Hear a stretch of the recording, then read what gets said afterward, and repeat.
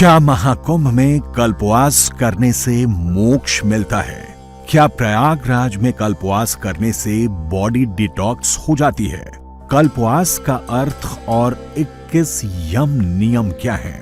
कुंभ 4 जगहों पर तो कल्पवास सिर्फ प्रयागराज में ही क्यों करते हैं? कल्पवास की परंपरा कितनी पुरानी है? 45 दिन के महाकुंभ में करोड़ों हिंदुओं का आना जाना लगा रहता है। देश दुनिया के कोने कोने से लोग आते हैं, डुबकी लगाकर और मेला देखकर चले जाते हैं। लेकिन कल्पवासी पूरे 45 दिन यहीं जप और तप करते हैं। ये परंपरा आज से नहीं, सदियों पुरानी है। कुंभ 4 जगहों हरिद्वार, उज्जैन, नासिक और प्रयागराज में लगता है। तो फिर प्रयागराज में ही क्यों कल्पवास की परंपरा है? बाकी जगहों पर कल्पवास क्यों नहीं होता है? पुराणों के मुताबिक भगवान नारायण यानी भगवान विष्णु ने ब्रह्मा जी को धरती बसाने का आदेश दिया। ब्रह्मा जी ने कहा कि धरती बसते ही समुद्र में डूब जाएगी। तब भगवान शिव से मदद मांगी गई। उन्होंने बताया कि प्रयागराज में 10 अश्वमेध यज्ञ करने से धरती को डूबने से बचा सकते हैं। फिर ब्रह्मा जी ने यज्ञ शुरू किया और शिव इसके यज्ञाचार्य बने। उसी समय भगवान बेनी माधव 12 रूपों में आकर प्रयागराज में बसे। यज्ञ का प्रताप सुनकर ऋषि मुनि भी प्रयागराज में आकर तप करने लगे। ब्रह्मा जी ने जब दशाश्वमेध यज्ञ किया था, उस समय सूर्य मकर राशि में थे। तभी से ये परंपरा शुरू हुई और हर साल जब सूर्य मकर राशि में प्रवेश करते हैं, हजारों लोग प्रयागराज में संगम की रेती पर आकर तप करते हैं।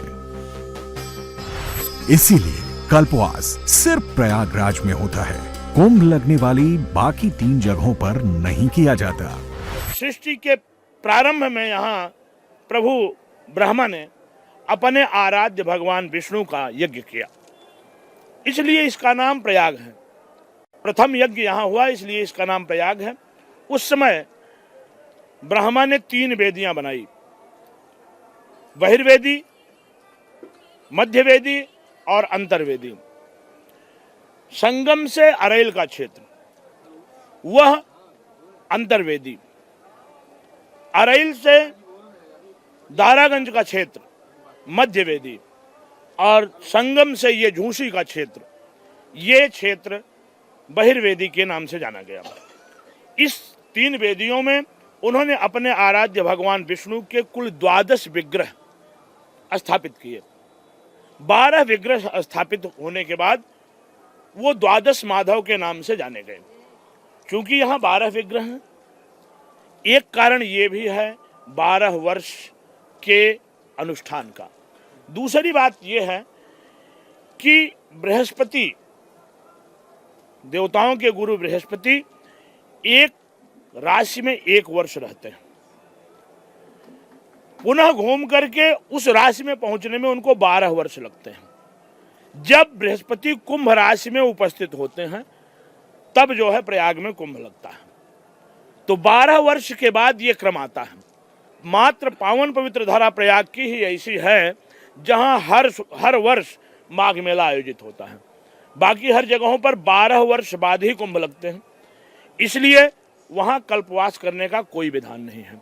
हर वर्ष यहाँ जब भगवान भुवन भास्कर मकर राशि में उपस्थित होते हैं, लगभग 14 जनवरी से 15 जनवरी की तारीख होती है जब भगवान सूर्य मकर राशि में प्रवेश कर जाते हैं। ऐसी स्थिति में संसार के सारे देवी देवता आकर के इस तीर्थराज प्रयाग की संगम में अपनी डुबकी लगाते हैं और 1 वर्ष रह करके वो खुद अपने आराध्य भगवान विष्णु की पूजा करते हैं। वो यहाँ तपस्या करने आते हैं। ये ब्रह्मा का 1 दिन हमारे 30 दिन के बराबर होता है। यहाँ व्यक्ति पहुंच करके 1 महीने तक जप तप व्रत दान और यज्ञ करने का संकल्प करता है। यहाँ आकर के वह जो है 1 महीने कल्पवास करता है। कल्पवास इसलिए 1 महीने का है कि ये ब्रह्मा का 1 दिन है। प्रयागराज में कल्पवास करने की एक और पौराणिक मान्यता है। भगवान ब्रह्मा ने धरती पर पहला यज्ञ प्रयागराज में किया था। भगवान विष्णु यहाँ अक्षय वट के रूप में स्वयं विराजमान हैं। माघ महीने में सभी देवी देवता यहाँ निवास करने आते हैं। इसीलिए प्रयागराज को तीर्थराज और पुण्य की धरती कहा जाता है। अब सवाल उठता है कि इसे कल्पवास क्यों कहा जाता है। एक कल्प भगवान ब्रह्मा के एक दिन के बराबर होता है। मान्यता है कि माघ महीने में एक महीने का कल्पवास करने से ब्रह्मा जी के एक दिन के बराबर पुण्य मिलता है। यहाँ पर कुछ ऐसे लोग हैं जो एक महीने तक रहते हैं, पूजा पाठ करते हैं, दिन में बस एक बार भोजन करते हैं, जिनको कल्पवासी कहते हैं। जो एक महीने के लिए यहाँ पर रहते हैं, उनके पूरे नियम होते हैं। किस तरीके से कल्पवासी रहते हैं, उनकी क्या मान्यताएं हैं। इस वक्त हम प्रयागराज महाकुंभ में मौजूद हैं और ऐसे कुछ परिवार हमें मिले हैं। ये परिवार है और इस तरीके से जो टेंट है, इन टेंट के अंदर आके एक महीना यहाँ पर रहते हैं, पूजा पाठ करते हैं। किस तरीके से कल्पवासी रहते हैं, उनसे बात करते हैं। सर, क्या नाम है आपका? घनश्याम दुबे। घनश्याम जी कहाँ के रहने वाले हैं? मूलता सुल्तानपुर के हैं, रहते हैं रसूलाबाद, इलाहाबाद, प्रयागराज में। यहाँ पर कब से हैं आप? हम यहाँ को आए हैं 11 जनवरी को 11 जनवरी। और पहला स्नान शुरू हुआ है 13 जी। तो अभी रहेंगे यहाँ पर फिलहाल? 12 क्या 13 को जाएंगे। पूरा एक महीना? एक महीना। कल्पवास को हम जानना चाहते हैं, कल्पवास किस तरीके से होता है और आप लोगों की मान्यता क्या है कल्पवास को लेके? पौराणिक विधान है कि मकर संक्रांति के बाद जो है सारे देवता और सब आ जाते हैं और अपने जो भी हमने अच्छा बुरा किया है उसके मोक्ष के लिए यहाँ आते हैं एक महीना के लिए। एक महीना जब तक कुछ नियम संयम है यहाँ, थोड़ा अपने मोह माया दूर होकर के हम लोग यहाँ आते हैं। नियम क्या क्या होते हैं कल्पवास? नियम यही है कि 3 बार स्नान है। पहला स्नान यह है कि सूर्योदय पहले हो जाए तो अच्छा है, लेकिन भीड़ भाड़ में कहाँ हो पाता है। उसके बाद फिर जो यहाँ के तीर्थ पुरोहित हैं उनको दान दक्षिणा अन्न ये सब हम लोग देते हैं। उसके बाद फिर रामायण है, श्रीमद् भागवत गीता, जिसका जहाँ पर अपना उसका पाठ करते हैं। तो यहाँ पर रहने की व्यवस्था कैसे होती है, कहाँ रहते हैं? रहने की व्यवस्था है कि तीर्थ पुरोहित के सानिध्य में आते हैं, वो उनसे अपना एक रेंट है उनका, घटता बढ़ता रहता है। गीता जी, मैं देख रहा हूँ आपने जहाँ पर आप रह रहे हैं टेंट में, यहाँ पर आपने जौ उगाई है, तुलसी रखी हुई है, तुलसी माता, और केले के पौधे हैं। तो क्या नियम होते हैं कल्पवास के? आप लोग एक महीना के लिए यहाँ पर आए हैं। एक टाइम भोजन, क्या क्या करते हैं? आहार, पूजा पाठ दोनों टाइम, गंगा स्नान है, यही सब करते हैं। ठाकुर जी है, मंदिर बनाए हैं, अंदर भूमि सोना है जमीन में, यही सब है। अब सवाल उठता है कि कितने दिन कल्पवास करने से पुण्य की प्राप्ति होती है। महाकुंभ में 3 दिन, 11 दिन और 1 महीने का कल्पवास लोग करते हैं। हालांकि कल्पवास 12 साल तक का भी किया जा सकता है। कल्पवास की शुरुआत पौष माह के 11वें दिन होती है और माघ माह के 12वें दिन तक चलता है। कई लोग महाकुंभ में पूरे 45 दिन कल्पवास करते हैं। जो लोग प्रयागराज नहीं आ सकते वो इस दौरान घर पर भी रहकर कल्पवास कर सकते हैं। कल्पवास को कठिन व्रत क्यों कहा जाता है? क्या है इसके नियम? पहला नियम, सुबह ब्रह्म मुहूर्त में उठना। दूसरा नियम, रोजाना 3 बार गंगा में डुबकी लगाना। तीसरा नियम, जमीन पर सोना। चौथा नियम, दिन में सिर्फ 1 बार भोजन। 5वां नियम, लहसुन प्याज बीज वाली सब्जियां वर्जित। 6ठा नियम, होटल से मंगाकर खाना नहीं खा सकते।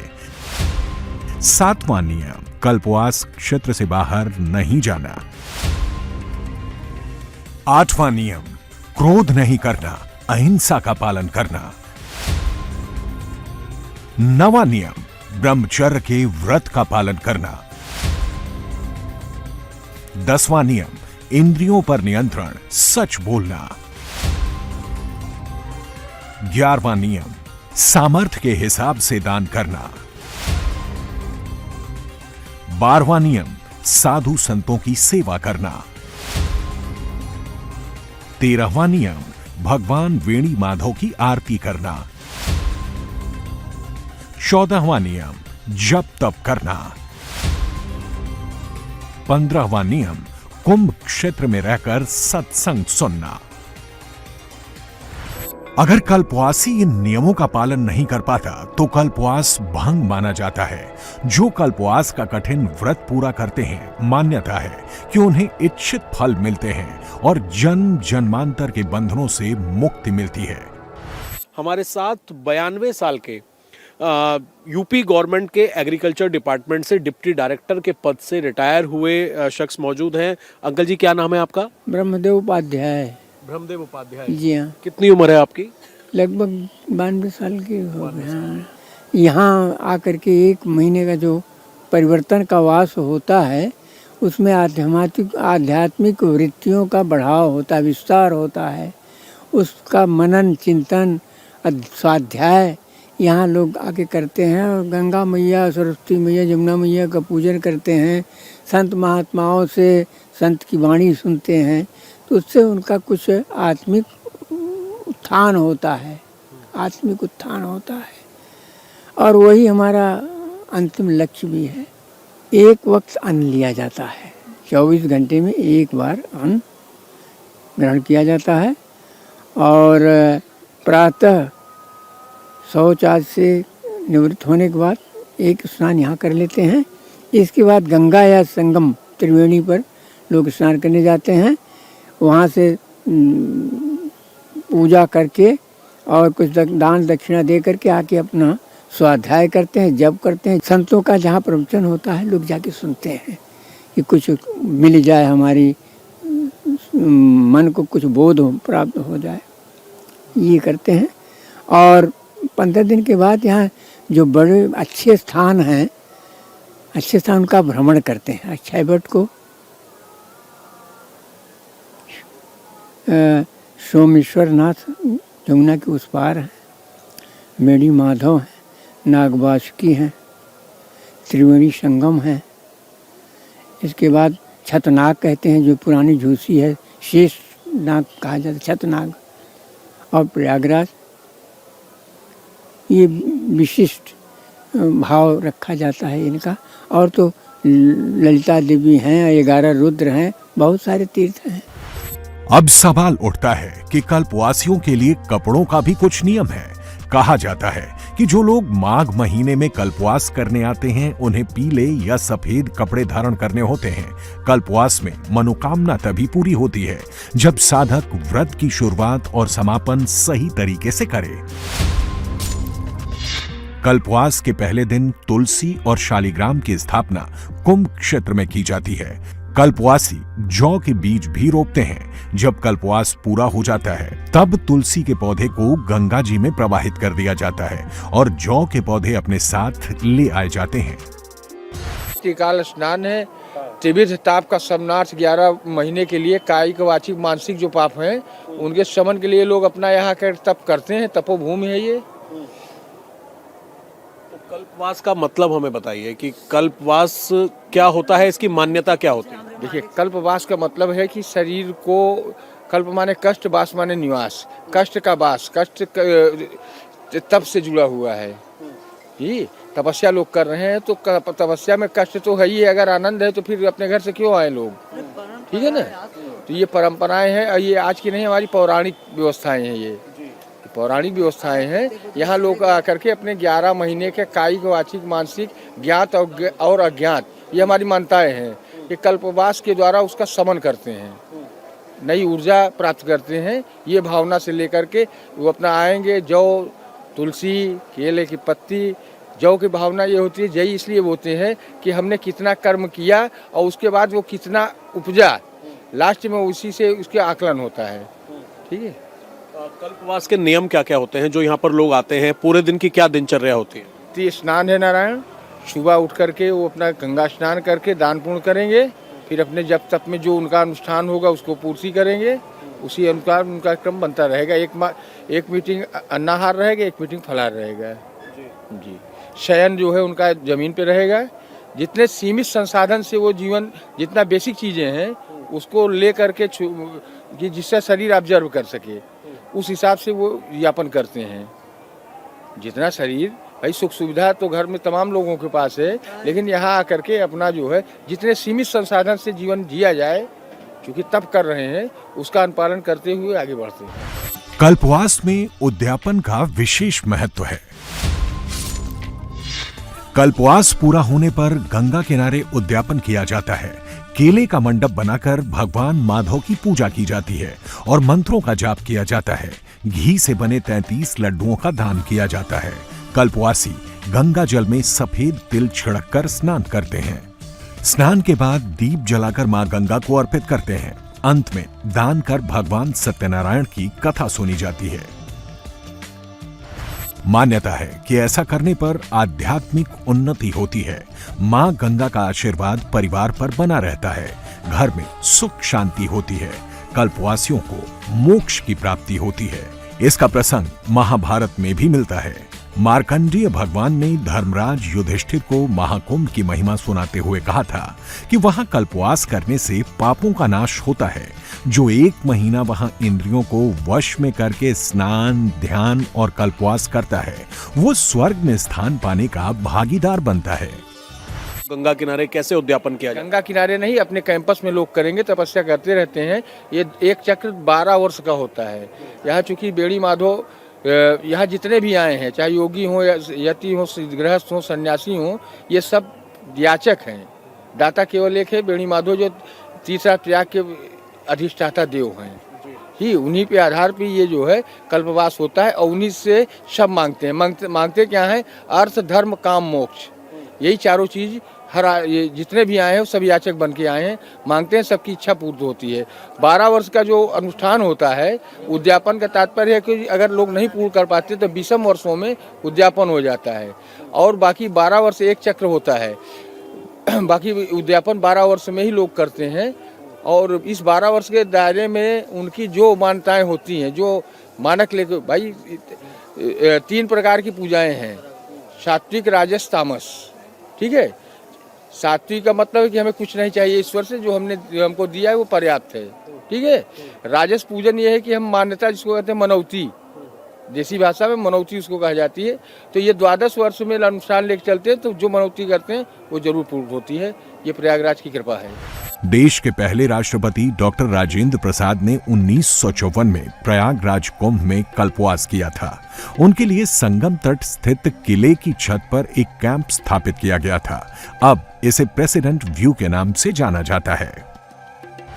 महाकुंभ में लाखों आम श्रद्धालुओं के साथ साथ बड़े बड़े अफसर भी कल्पवास कर रहे हैं। इनमें डीएम से लेकर सचिव स्तर तक के अधिकारी हैं। कल्पवास करने वाले अफसरों में रिटायर्ड अफसरों की संख्या ज्यादा है। रेती पर बनी टेंट सिटी में रहकर ये अफसर जप, तप, ध्यान और स्नान कर रहे हैं। वैज्ञानिकों का मत है कि कल्पवास से शरीर की रोग प्रतिरोधक क्षमता यानी इम्यूनिटी बढ़ती है। व्यक्ति की मेंटल और फिजिकल क्षमता में भी इजाफा होता है। इस पर देश विदेश की नामी गिरामी यूनिवर्सिटीज में अध्ययन हुए हैं, जिसमें सेंट एंड्रयूज यूनिवर्सिटी, यूके की डुंडी यूनिवर्सिटी, कनाडा की क्वींस यूनिवर्सिटी और प्रयागराज यूनिवर्सिटी और आईआईटी कानपुर शामिल है। इस महाकुंभ में भारत सरकार का विज्ञान और प्रौद्योगिकी विभाग कल्पवासियों की सेहत पर पड़ने वाले प्रभाव का व्यापक अध्ययन कर रहा है। नदी के पानी और मिट्टी के नमूने एकत्र किए जा रहे हैं। 1080 कल्पवासियों के बॉडी का मेडिकल चेकअप और ब्लड सैंपल कलेक्ट किए जा रहे हैं। 14 पैरामीटर के आधार पर विश्लेषण हो रहा है। इनमें कार्टिसोल, डोपामाइन और सेरोटोनिन हार्मोन का स्तर कल्पवास से पहले और बाद में क्या रहा, महाकुंभ स्थल पर भू खगोलीय परिवर्तन का स्वास्थ्य पर क्या असर पड़ता है, गंगा के जल पर क्या बदलाव होते हैं। जाहिर है कल्पवास आध्यात्मिक उत्थान के साथ साथ मन की शांति और सेहत को बढ़ाने वाला पर्व भी है।